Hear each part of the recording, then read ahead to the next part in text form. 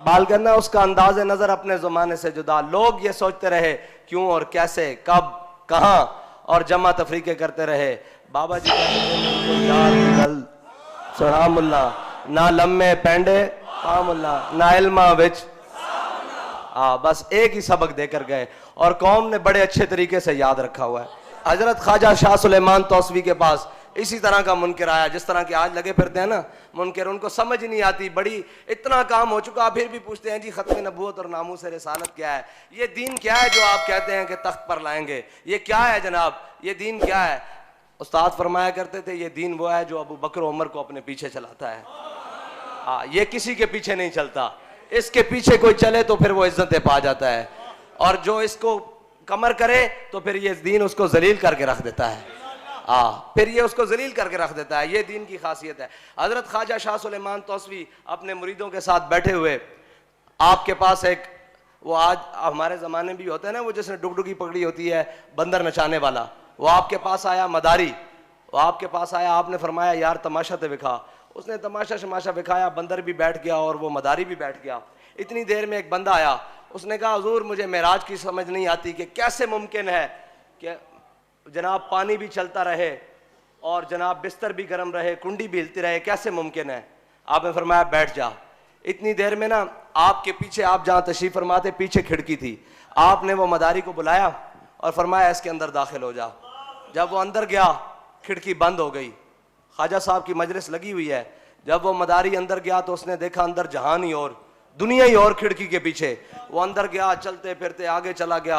आगे जाके जनाब उसने देखा, वो जाके अपना कारोबार में लग गया, कारोबार किया, मालो ज़र कमाया, खेती बाड़ी की और बड़े पैसे कमाए। फिर उसने शादी की और उसके बच्चे बड़े हो गए।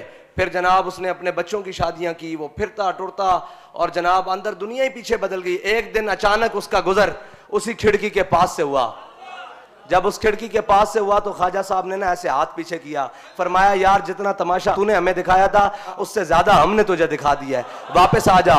जब वो वापस खिड़की से बाहर आया तो देखा ख्वाजा साहब की मजलिस उसी तरह लगी हुई और उसी तरह बंदर भी उसी करवट बैठा हुआ।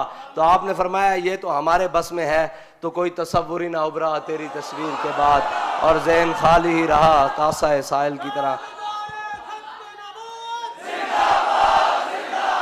और ये शान है खिदमतगारों की, सरदार का आलम क्या होगा। ये जो सारे साइंसी तरीकों से मेराज को और जनाब यूरोप की एनके लगा के मेराज को पढ़ते हैं और देखते हैं। उस्ताद साहब फरमाते थे कि जितनी स्पीड में जहाज जाता है उस स्पीड में अगर इंसान का कोई हिस्सा बाहर रह जाए तो या तो वो उड़ जाएगा या वो शल हो जाएगा। अब सुने बुराक की रफ्तार कितनी थी। ये तो जहाज की रफ्तार है ना, बुराक की रफ्तार ये थी कि जहां उसकी पहली नजर पड़ती थी वहां उसका कदम पड़ता था। और ये बुराक की रफ्तार है, नबी की रफ्तार नहीं। वो मकाम आ गया सिदरतुल मुंतहा, नूर बशर के झगड़े वालों के लिए, जहां नूर बशर के झगड़े होते हैं। जी नूर क्या है, कसरे दना के राज में अकलें तो गुम है जैसी हैं, रूहे कुदस से पूछिए तुमने भी कुछ सुना के यूं।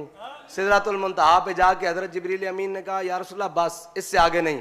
फरमाया जिब्रील तुम जहां कहते रहे मैं तुम्हारे साथ चलता रहा, तुमने जहां कहा मैं गया, अब ये क्या बात हुई कि आगे तुम मेरे साथ क्यों नहीं चलते। अर्ज करने लगे अगर यकसर मुए बरतर परम फरोगे तजल्ला बसोजत परम।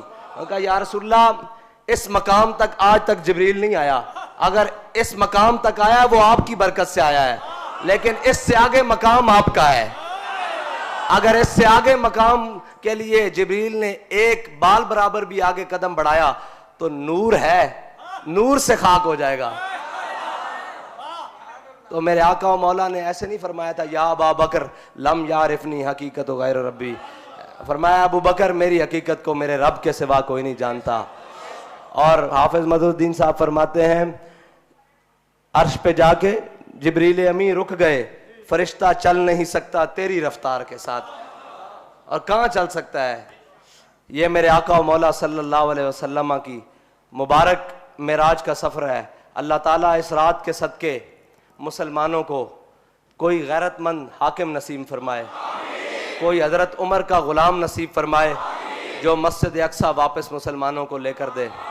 اور کوئی صلاح الدین ایوبی کا غلام نصیب فرمائے کہ سارا عالم کفر ایک طرف ہو اور صلاح الدین ایوبی کا غلام ایک طرف کھڑا ہو کر مسجد اقصیٰ کے اندر جا کر اپنے ہاتھوں سے جھاڑو دے کر اس جگہ پر سجدہ شکر ادا کرے جہاں میرے آقا و مولا صلی اللہ علیہ وسلم جہاں سے معراج کی رات تشریف لے گئے. اللہ تعالیٰ مجھے اور آپ کو حضور کی محبت نصیب فرمائے اور ان راتوں کی برکت سے اللہ تعالیٰ پاکستان اور عوام پاکستان کو اور اہلیانی پاکستان کو برکت نصیب فرمائے اور اس پاکستان کو تا صبح قیامت قائم و دائم فرمائے اور اس پر حضور کا دین ہمیں تخت پر لانے کی قوت اور ہمت عطا فرمائے اور ہمارے قدموں کو ثابت قدمی دے.